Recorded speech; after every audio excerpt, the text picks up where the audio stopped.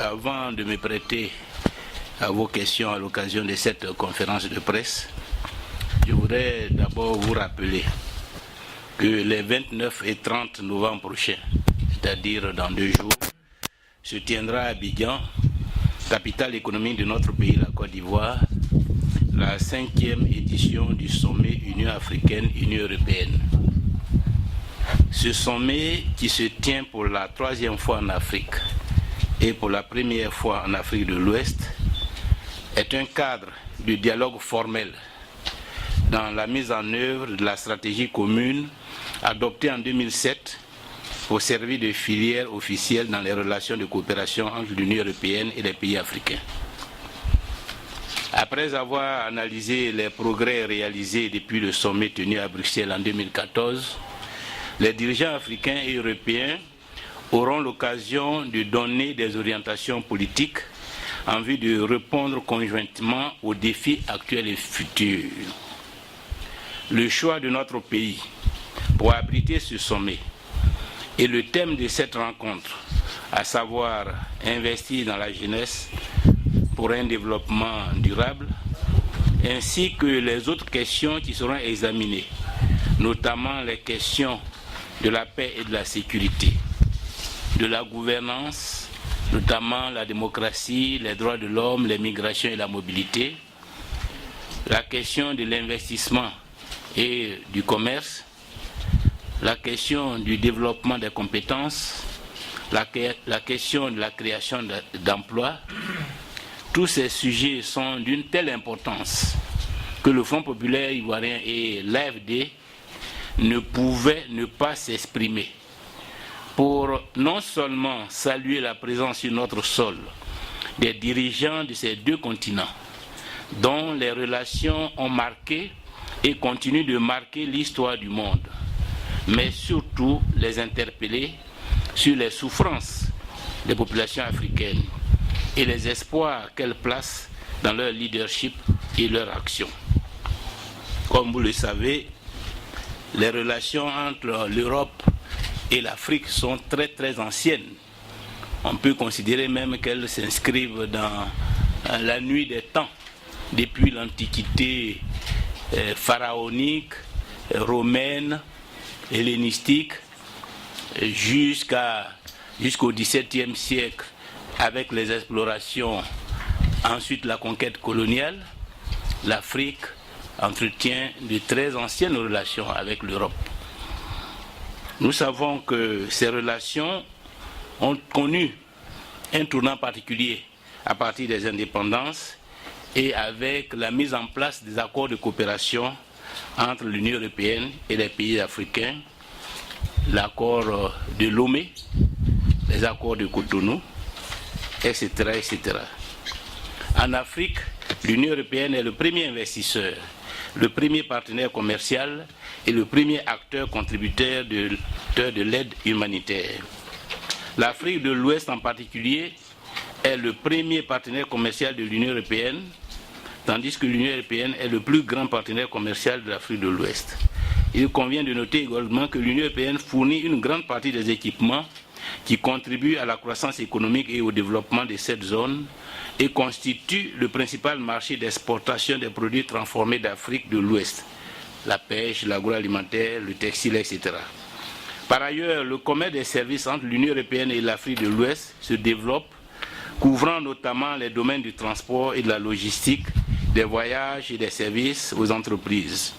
L'Afrique de l'Ouest est également la destination d'investissement la plus importante pour l'Union européenne en Afrique. En ce qui concerne notre pays, la Côte d'Ivoire, elle entretient une coopération privilégiée avec l'Union européenne dans le cadre du groupe des États d'Afrique, des Caraïbes et du Pacifique, ACP. Ce groupe a conclu, comme vous le savez, le dernier accord, c'est l'accord de Cotonou, qui doit prendre fin logiquement en 2020. Selon les statistiques du ministère de l'économie et des finances en 2017, l'Union européenne et ses membres totalisent 22% des financements des partenaires techniques et financiers en Côte d'Ivoire. En 2016, pour la gouvernance et les droits de l'homme, la justice a bénéficié de 18 millions d'euros, soit environ 12 milliards de francs CFA, pour l'amélioration du fonctionnement afin de garantir le respect des droits des justiciables sur tout le territoire. 11 millions d'euros, soit près de 7,3 milliards de francs CFA, ont été alloués à la gouvernance et 27,3 millions d'euros, soit plus de 17 milliards de francs CFA, à l'hydraulique et l'assainissement. Dans le secteur de la santé, ce sont 15 millions d'euros, soit près de 10 milliards de francs CFA d'investissement par l'Union européenne qui ont été consacrés aux projets et infrastructures sanitaires. 29 millions d'euros, soit environ 19 milliards de francs CFA, ont été alloués au secteur de la formation professionnelle et de l'emploi. Au niveau de la société civile, l'Union européenne en constitue le plus gros bailleur de fonds. À ce titre, en 2016, 4 millions d'euros, soit 2,7 milliards de francs CFA, ont été alloués pour contribuer à la consolidation de la démocratie, à la promotion de la bonne gouvernance et à la facilitation du partenariat. Il faut noter enfin que pour le PND 2007-2016, il est envisagé que l'Union européenne s'engage à concurrence de 3 milliards d'euros, soit près de 2 000 milliards de francs CFA. Malgré cette ancienne et étroite coopération dans tous les domaines avec l'Europe, il faut noter que le continent africain continue de souffrir de la malgouvernance, de la pauvreté et de l'insécurité. La Côte d'Ivoire, notre pays, n'échappe pas à cette triste réalité. C'est pourquoi aux honorables chefs d'État et de gouvernement qui vont fouler le sol ivoirien, je voudrais dire, chers honorables chefs d'État, ne vous fiez pas aux apparences. En Côte d'Ivoire, les apparences sont trompeuses, les discours démagogiques et mensongers. Derrière les façades fraîchement blanchies, les rues précipitamment nettoyées et débarrassées de leurs traumatisants embouteillages, au-delà des discours d'autosatisfaction et d'autocélébration que vous allez entendre, retenez que la Côte d'Ivoire est un pays en crise et qui peine à se relever de cette crise. Comme dans un certain nombre de pays africains, le régime autocratique qui gouverne la Côte d'Ivoire a conduit le pays, l'État, à la faillite. Et cette faillite s'observe aussi bien au plan politique, au plan économique et au plan social. Au plan politique, le pays est toujours divisé. Après la grave crise qu'il a connue de 2002 à 2011, le pays avait besoin de réconciliation nationale. Malheureusement, le pouvoir qui a été installé par la force des armes en 2002 refuse obstinément de s'engager dans la voie de la réconciliation. À telle enseigne qu'à l'heure actuelle, le pays est toujours divisé. Les Ivoiriens ne constituent pas une communauté soudée, solidaire et déterminée à prendre en main leur destin et à bâtir leur pays. La faillite politique s'observe aussi au niveau des institutions de la République. À partir du moment où cet État qui a été installé prospère dans la division, donc il travaille dans la division. Et la division s'observe dans toutes les institutions de la République. En Côte d'Ivoire, la justice est caporalisée, instrumentalisée au profit d'un clan pour réprimer le clan qui a perdu les élections de 2011, qui a perdu le pouvoir en 2011. À l'heure actuelle, de nombreux Ivoiriens croupissent encore en prison. Près de 200 prisonniers politiques.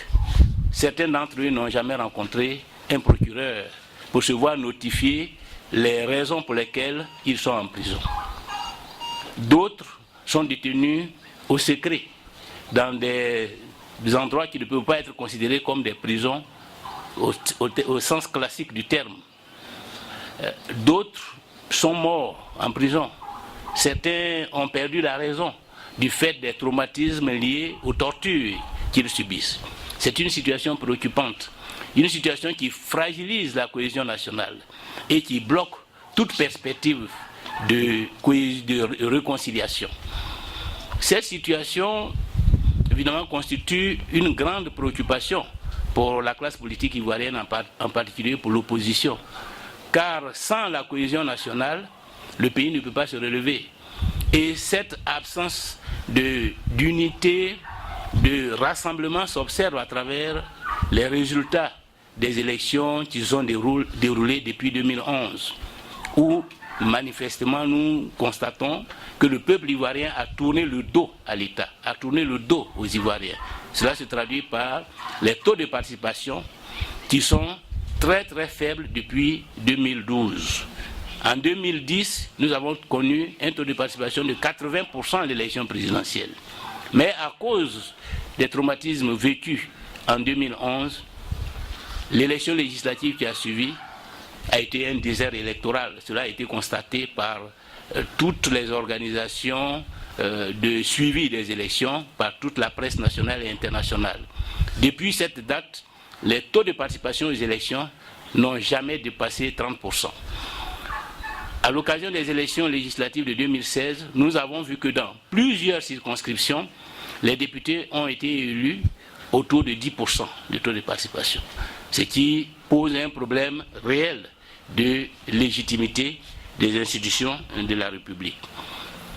Mais en dehors de la justice des vainqueurs, comme le disent les organisations de défense des droits de l'homme, il y a l'administration, qui est aussi une administration des vainqueurs, où tous ceux qui ont perdu les élections ou le pouvoir en 2011 sont des personnages non grata dans l'administration, ne peuvent pas bénéficier de promotion à l'intérieur de l'administration et même ne peuvent même pas être recrutés dans l'administration publique.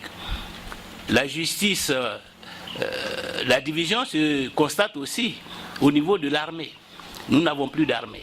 Les événements que nous avons connus en début d'année 2016 et 2017 témoignent de ce que ce n'est pas la juxtaposition d'ex-combattants et d'éléments des forces régulières qui permet de disposer d'une armée républicaine.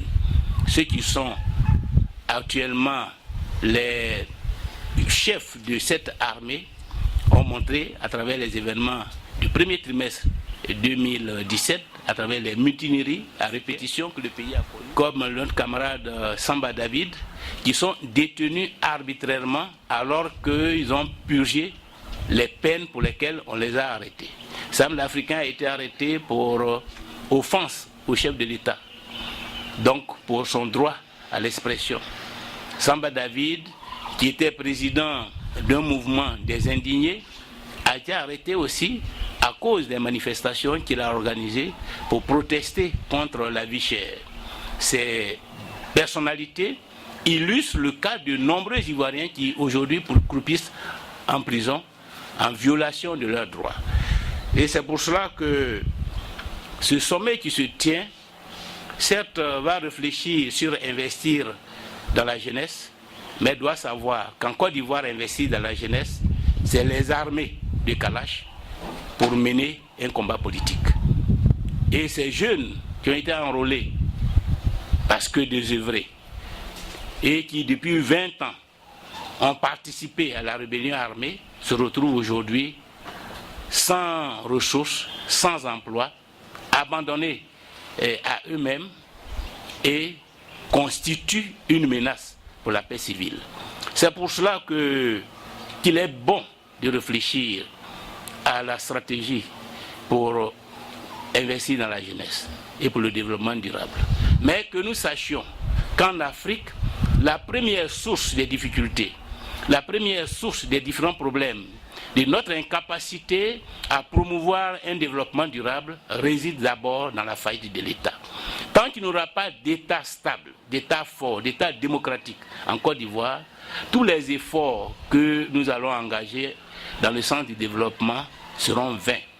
Et c'est la faillite des États africains qui constitue la première source de la pauvreté et de l'insécurité, qui constitue la cause de ces migrations du désespoir auxquelles se livre la jeunesse africaine, au-delà même de tous les risques que cette migration comporte.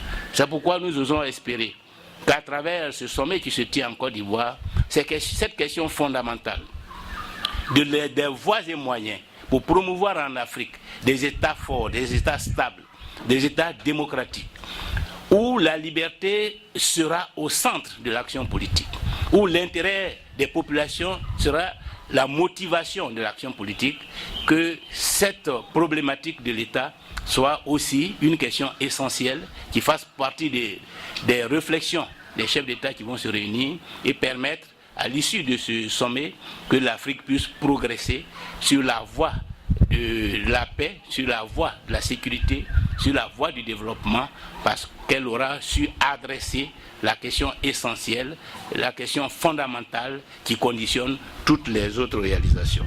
Chers amis, voilà donc, avant de me prêter à vos questions, l'intervention liminaire que je voudrais vous faire. Encore une fois, merci.